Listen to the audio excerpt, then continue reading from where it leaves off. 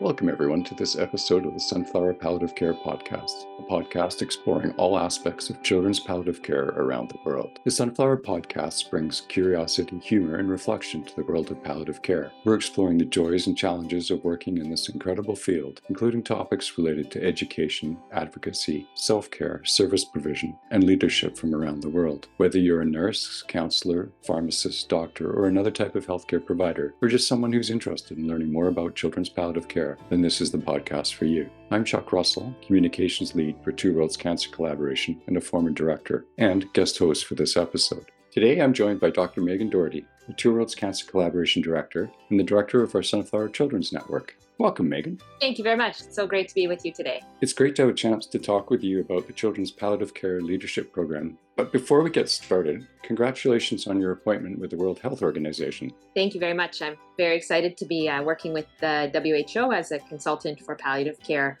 We're excited to have you there for sure.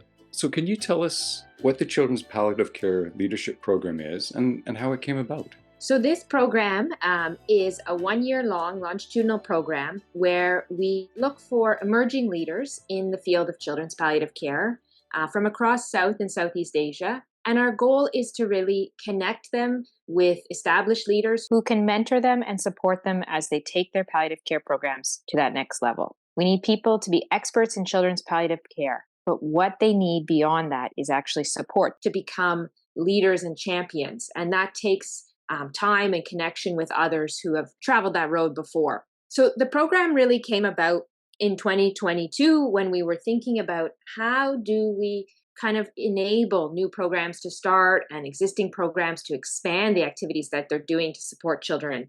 And we realized that what we needed was to have a forum where we could share best practices, we could share experiences about what had worked, and we could enable and facilitate all these connections that allow people to work together and build new programs, enhance what they're already doing. I understand for this inaugural year, there were 72 applicants, with about half of them from South and Southeast Asia and the other half from other regions of the world. Why do you think there was such interest?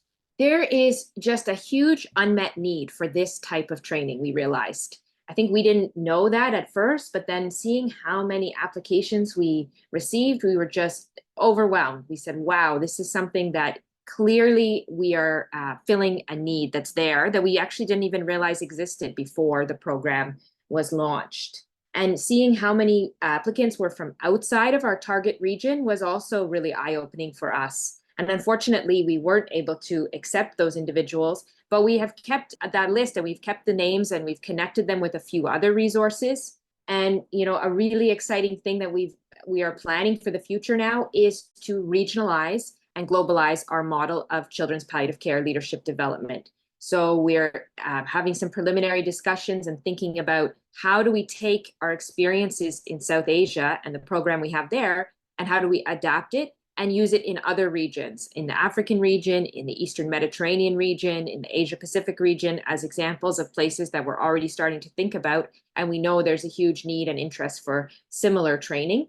So Megan, you had 72 applicants. I'm interested to know what the criteria were to distinguish who would be a participant and who wouldn't. And then how many participants do you actually have now? Yeah, so the main things that we were looking for when we were assessing the applicants was to see that they already had some experience, some training in palliative care previously, because we're very explicit, this isn't a palliative care training program. It doesn't teach you palliative care knowledge and skills. So we wanted to make sure people came in with already knowing some of those things. And then the second thing we were really looking for is somebody who would be in a position where they would be able to make changes within the health system that they were working in or the health facility they were working at. So someone with either experience or potential for leadership within their organization. And the third thing we looked at was their ideas for how to enact change within their organization.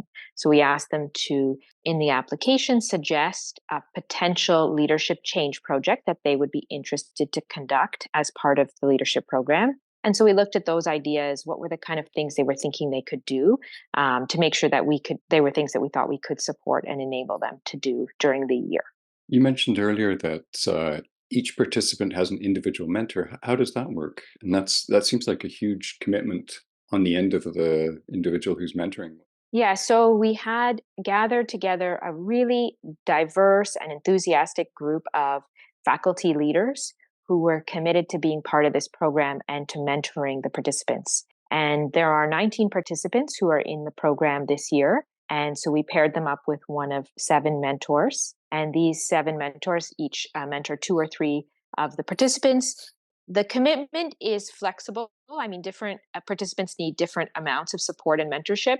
So we tried to pair people up who potentially already had a bit of an existing relationship, maybe already working on things together, or where the project that the participant wanted to conduct made sense. The particular mentor had experience in that field or was well placed to enable it to happen. But usually the mentors would be spending several hours a month, just some of it via one-on-one online meetings, supporting the mentor, giving feedback, giving advice, just helping them move their projects along. Some mentors have been able to give a lot more time to projects. For example, Dr. Spandana, who is now associate director with Sunflower, has time to be able to actually go to different projects in the region, and really using her presence, they can leverage that to move the project along.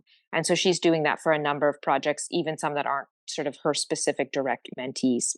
Additionally, we asked all the faculty mentors to participate in a 3-day workshop with us in India, which was part of the launching of the program, and that occurred in February of 2024, and again is planned for January 2025.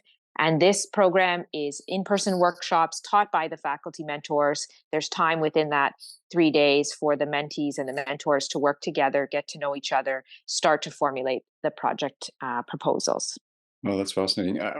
During that workshop, what sort of topics were covered? I understand there was faculty from all over the world and different organizations, but I'm interested in knowing a bit more about that. Yeah, so this workshop was a really phenomenal way to launch the program. We had faculty give talks on various aspects of leadership and components of leadership. Dr. Gayatri Pallet spoke about the 5 principles of exemplary leadership, which is a fantastic way to sort of think about leadership and think about it in a kind of a action-oriented approach where what are the skills and the actual things you need to do to be a strong leader. We had sessions on how to develop funding proposals, how to develop project proposals.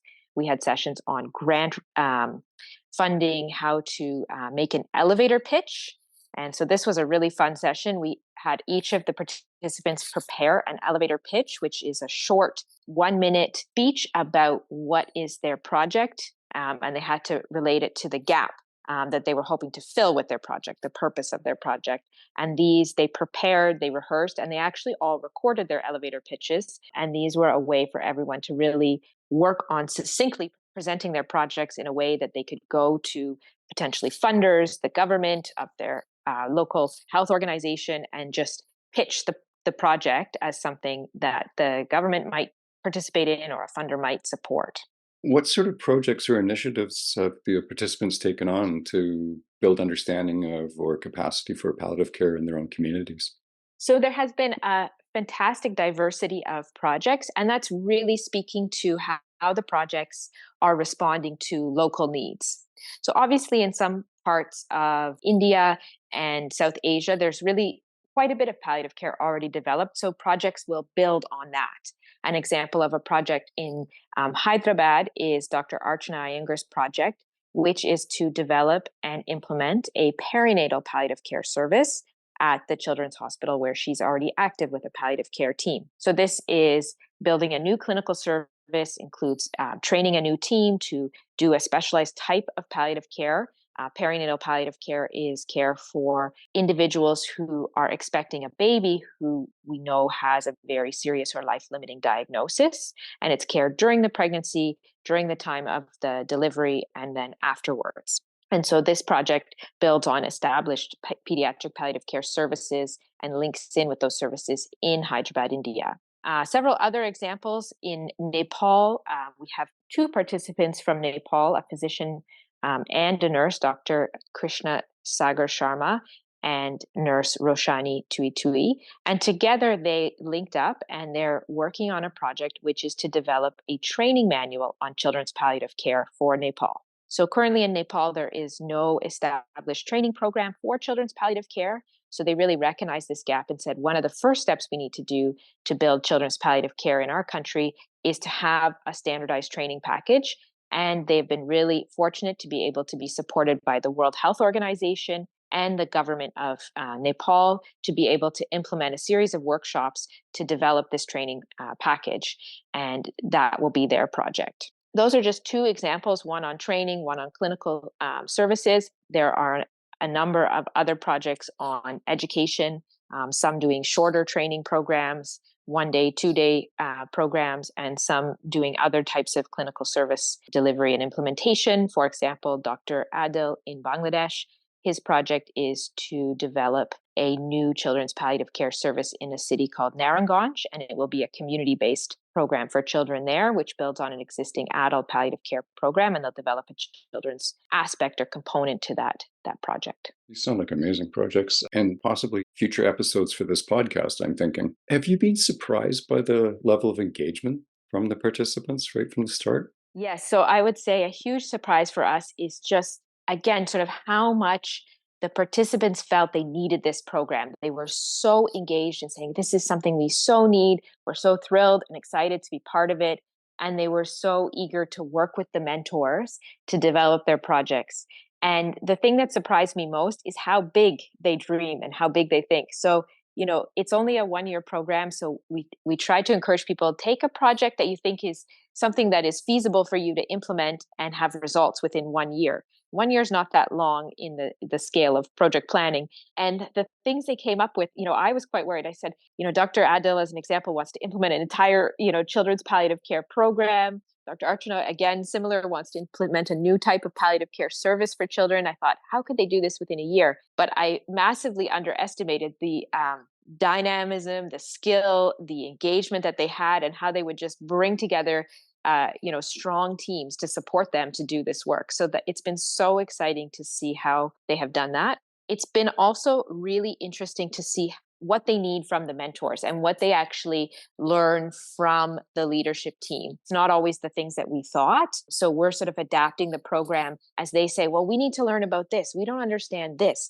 Then we have a session on that topic and we give them more information, more resources on it. So there's bi-directional learning from the participants as well as the faculty. I think another key area of learning and something that surprised me was just how impactful visits from the mentors can be for the participants. And so having, like I mentioned, Dr. Spandana do visits, she's doing visits to Bangladesh, Bhutan, and Nepal over the next few weeks is really showing a huge impact on how those programs are able to move forward.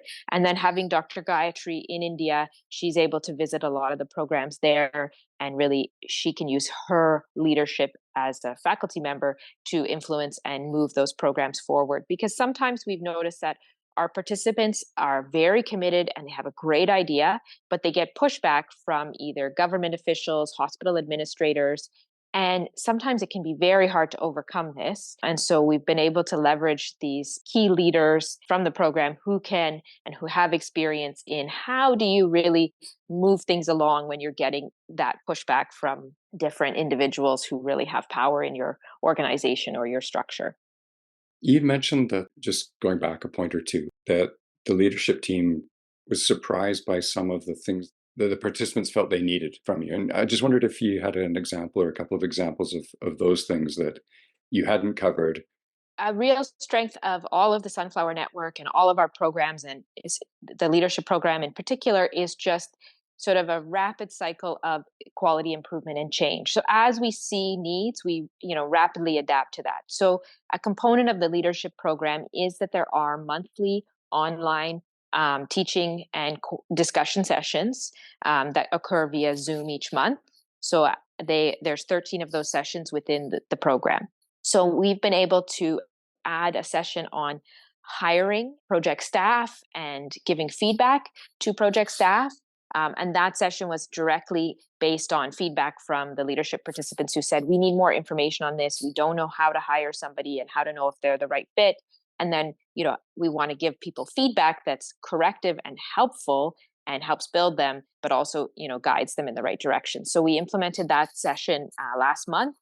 And then other things that we've done is provide more specific examples of how to develop a budget. We've provided templates for budgeting. And a lot of what participants needed was more connections to local officials, more connections to people who could help them move their projects along, help open doors for them, or were local experts who they could connect with, who would also sort of give leadership and support to them in their project development and design. So, as an example, in Nepal, making sure that the team, the leadership scholars, were connected with key national leaders in palliative care, making sure they were connected with key government officials, connecting them with the World Health Organization, who's been very supportive locally of these initiatives on palliative care, has been really important and helpful.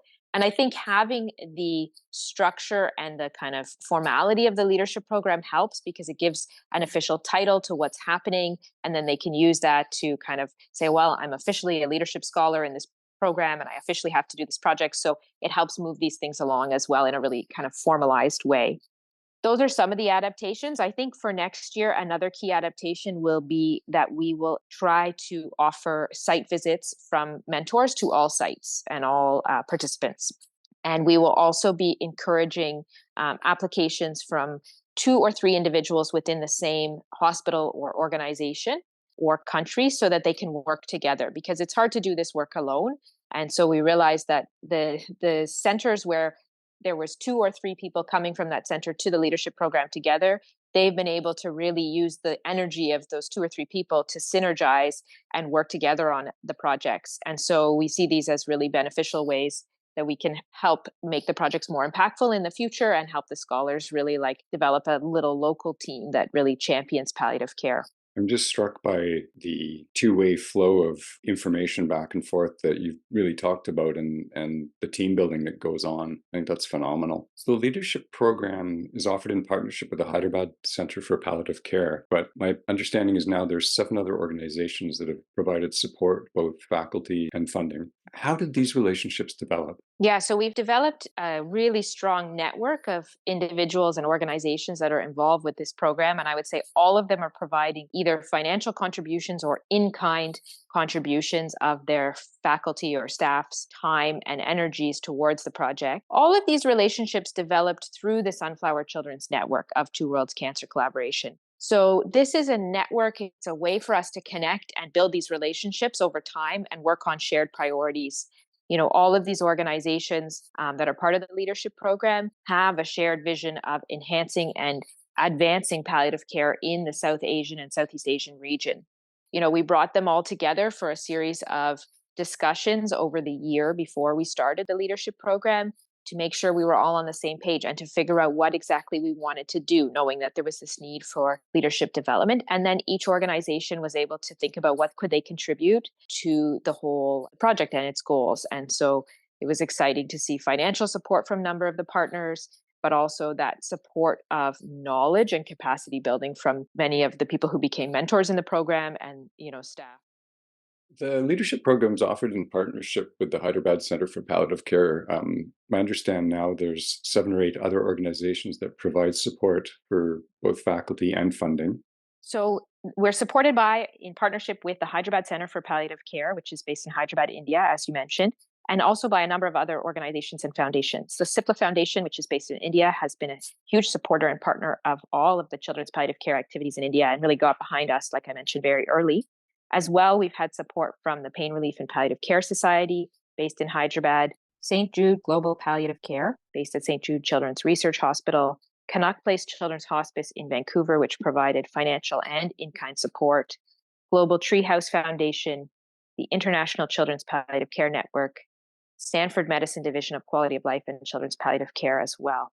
So a number of partners all coming together. We all have a vision of improving and increasing access to children's palliative care in South and Southeast Asian region. And so this Children's Palliative Care Leadership Program has really allowed us to all join forces, pool our resources and our activities and really, work together to create this incredible program and hopefully leverage what we can do to really bring about sustained and meaningful change in the region. You have a lot of the mentors from those organizations, and that's obviously built over personal relationship. Yeah, that's all built through the personal relationships from myself, from Dr. Gayatri, that we kind of have created through that Sunflower Children's Network over the past number of years that we've had that network that's really been focused on developing children's palliative care in the South and Southeast Asian region. Good question. The next one. What's your vision for the Children's Palliative Care Leadership Program? Where do you see this in say, 5 years' time? That's a great question. And I think, really going back to that way that we operate within Sunflower Children's Network and by extension within the Children's Palliative Care Leadership Program is that we adapt and we listen to what's needed on the ground. Do we need to continue this program in the exact same format for 5-10 years in India and South Asia, Southeast Asia? Probably not.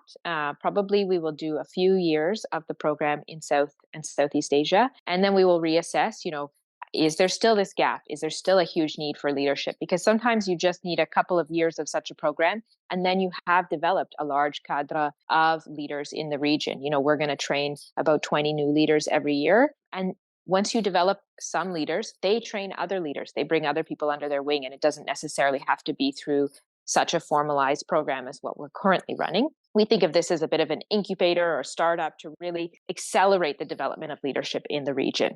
So other things that we know we would really like to explore and potentially develop in the next 5 years would be, like I mentioned, regionalizing this model. So we know there's a huge number of people who are interested to take such a program, be a part of such a program from other regions, East Asian, Asian Pacific region, as well as South and Central America. We know there's strong interest because we got many, many applicants and many people writing to us from these regions. But what we really know is that such a program should be regionalized because there are linguistic barriers for different regions. In South and Central America, we can imagine that the program would likely be run in Spanish. As an example, we also know that there's a huge value in having a group of leaders who are in a close geographical region connect up in person and then be connected and be able to message and support each other afterwards. And so that's why we really chose to focus on one region, obviously a region where we have a lot of experience and expertise. And that's why we didn't go beyond that region. That was one of the reasons why. But what we know is that then we should do the similar program in other regions. Perhaps not ourselves with the Sunflower Children's Network leading it, but can we be part of a team that develops it in another region, say in the African region, and we would want to make sure we had the right leader, the right organizations, the right stakeholders, the right supporters there to really understand the needs of young and emerging leaders in another region and develop and adapt the program to their needs. Because like I said, we've adapted the program to what people gave us feedback they needed in South and Southeast Asia, but it might not be the same in other regions. Some skills may be more well-developed and some leadership skills may be areas for, more teaching and more support. So essentially, you're going to put yourself out of business. That's the approach. That's always our goal. I mean, we're coming up very close on the application deadline, which is July 15th. Does the next leadership program start? And is it starting with the in-person workshop as you did previously in Hyderabad?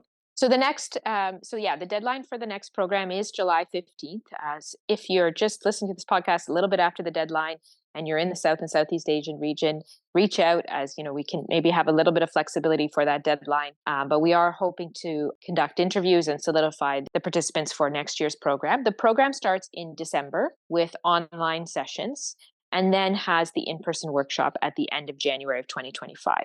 So we start online to start to build our community, help people know what to expect of the program and help them to get started because there needs to be a little bit of preparation for the in-person workshop in January in Hyderabad, India. People need to come with a bit of an idea about what their project is going to be because it's a short timeline to develop a project proposal and then implement the project. So we conduct a few online sessions before, then we have our in-person workshop, which we've expanded to be a little bit longer than it was previously. So it's a full 3 days. And this includes a tour of the Hyderabad Center for Palliative Care and Mandara Hospice and the Palliative Care program of the Pain Relief and Palliative Care Society in Hyderabad. because some of them did this tour last year and really told us this is incredibly valuable. It's really useful to see a well-developed team and how they run their services. So we've adapted the program in that way. And then the program continues for all of 2025 with the monthly online learning sessions and the activities that the participants are conducting in their countries, doing their change project, their leadership project, and implementing and collecting information about the impacts and the outcomes of their projects. It will wrap up most likely with an online session in December of 2025 and the option of an in-person session in January of 2026.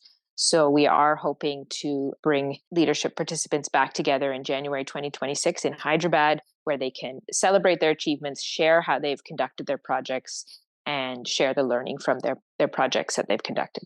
Would that be in conjunction with those new participants to be able to hear the success stories? Exactly. So that's our idea, is that there'll be a slight overlap between the two groups, and that will allow for the group that's graduating to share some knowledge and experience and connect with the group that's the next group that's starting.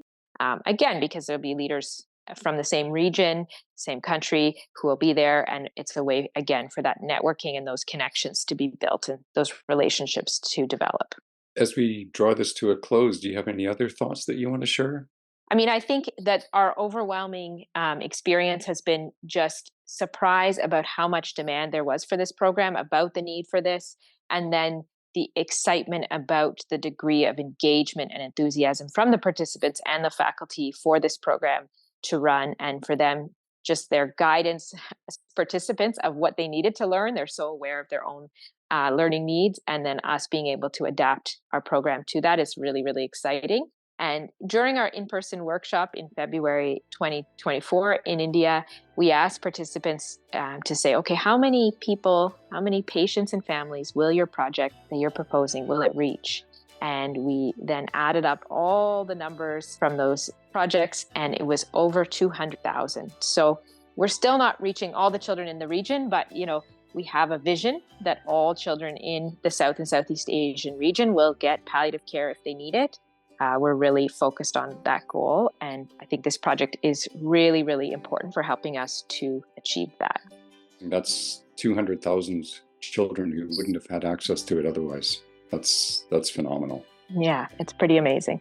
Congratulations to you and to the team. Megan, thank you so much for taking the time to talk about the Children's Palliative Care Leadership Program. We look forward to hearing more about this initiative in the future, which I'm sure we will. Thank you, Chuck. Thank you for listening to this episode of the Sunflower Palliative Care Podcast, and we look forward to sharing future episodes with you. These podcasts grew from the seed of an idea as we talked with our colleagues. The Sunflower Children's Network is an initiative of Two Worlds Cancer Collaboration, focusing on children's palliative care. We hope to build a world where no child suffers from serious health-related suffering. To learn more or to donate, please visit twoworldscancer.ca.